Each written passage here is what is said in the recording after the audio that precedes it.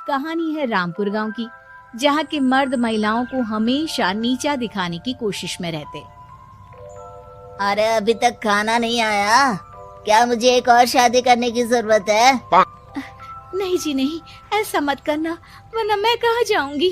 खाना लेकर मैं अभी आई जी। गांव की पंचायत में भी फैसले हमेशा औरतों के खिलाफ ही रहते। मैं जो फैसला सुनाता हूँ वो भगवान की आज्ञा होती है। इस लड़के ने अपने मन से शादी करके अच्छा नहीं किया।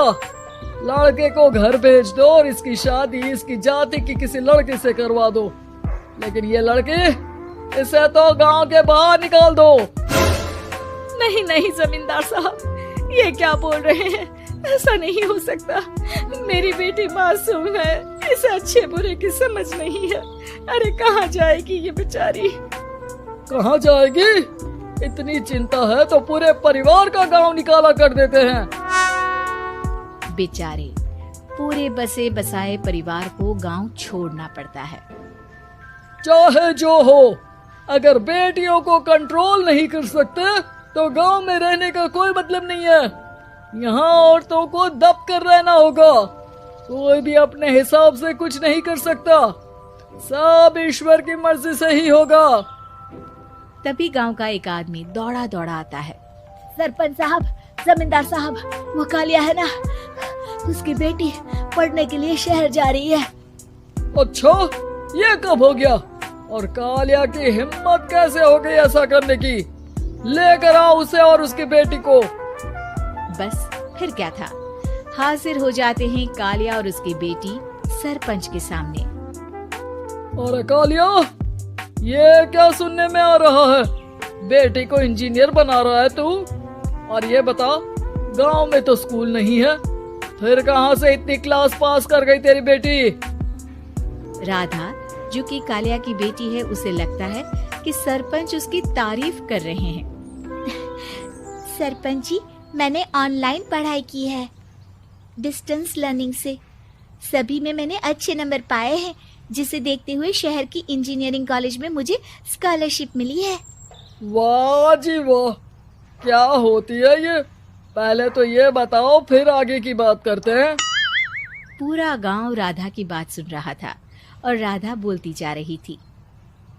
तो ऐसे मैं फ्री में एक अच्छी शिक्षा लेकर गांव में जो कुछ परेशानियां हैं, जैसे बिजली, पानी और इंटरनेट जैसी समस्याओं के लिए काम करूंगी।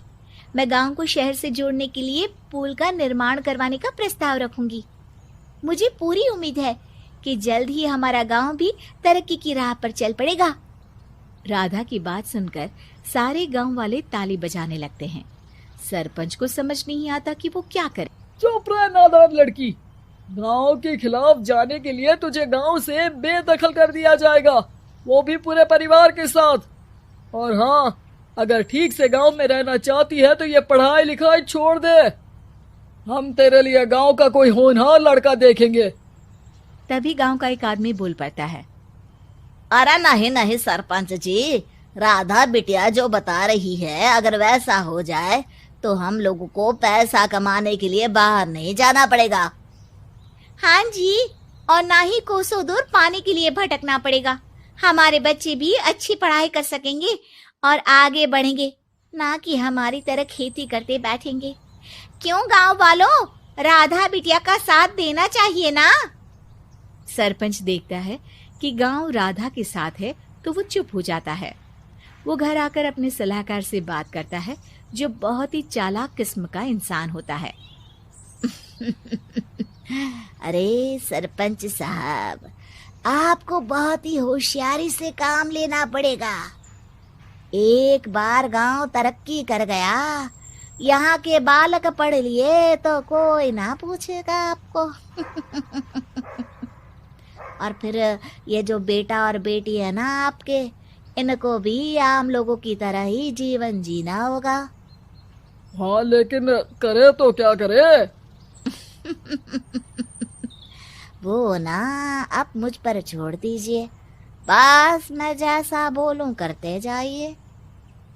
अगले रोज सुबह जब गांव वाले सोकर उठते हैं तो राधा के घर के बाहर और साथ ही वो लोग जिन्होंने राधा का सपोर्ट किया था, उनके घर के आगे लाल रंग से कल आऊंगी लिखा होता है।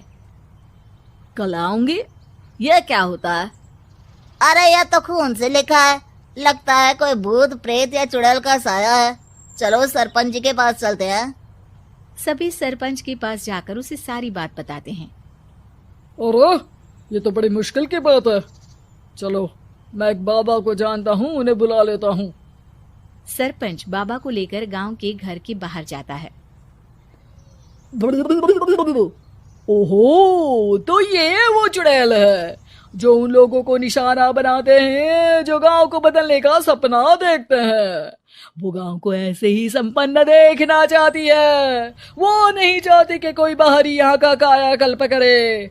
क्या तुम लोगों में से किसी ने गांव को बदलने की सोच रखी है? तभी राधा की माँ रोते रोते आती है। मेरी राधा घर से गायब हो गई है। अरे कोई तो बचाओ, मेरी बच्ची कहाँ गई?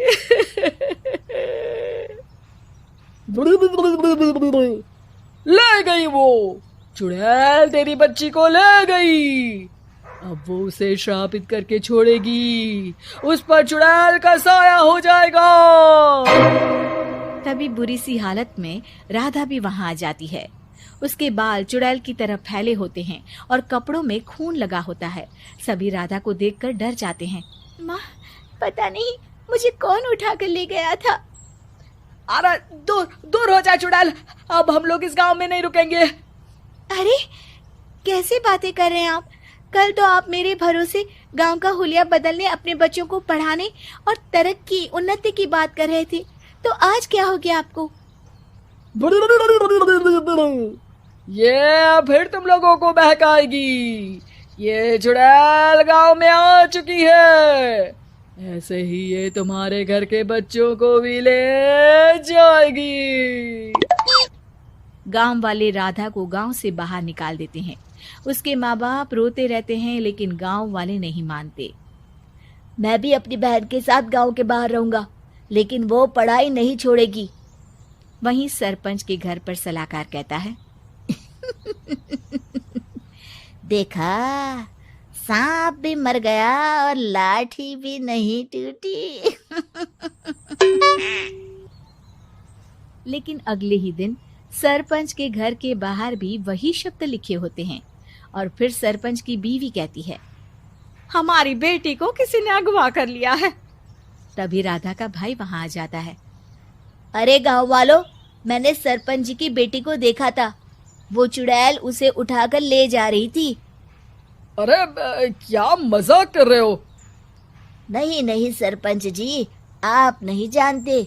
वो चुड़ैल अब आपकी बेटी में आ जाएगी, जैसे राधा के अंदर आ गई थी। तभी सरपंच की बेटी वैसी ही हालत में वहां आती है जैसे राधा आई थी। पापा, पता नहीं कैसे मैं गायब हो गई थी। चुड़ैल, इसके अंदर भी चुड़ैल का साया है, मारो इसे। अरे नहीं नहीं, इसे भी राधा के पास गांव के बाहर ही भेज दो। अरे चुप रहो, मेरी बेटी कहीं नहीं जाएगी और चुड़ैल बुड़ैल कुछ नहीं होता है। अरे कैसे बात कर रहे हो सरपंच जी? आप तो बोल रहे थे कि आपका फैसला भगवान का ज्ञान होता है, तो अपने पर बात आई तो अब आप ऐसे बोल रहे हैं। अरे ना ना ना, आपको अपनी बेटी को त्यागना ही होगा। अरे बुलाओ बाबा को। राधा का भाई बाबा को ले आता है, जिसे अब गांव वालों के डर के कारण सच बोलना पड़ता है। मैं कोई बाबा नहीं हूँ, मैं तो मोची था। ये सलाहकार महोदय ने मुझे कहा था एक्टिंग करने को। अब वो मुझे पैसे देने वाले हैं। अब मुझे माफ कर दो। गलती हो गई, मुझे माफ कर दो। तभी वहां राधा आ जाती है। देखा सरपंच जी, जब गांव के बच्चे साक्षर होंगे तो आप जैसे लोगों की चालाकी नहीं चलेगी।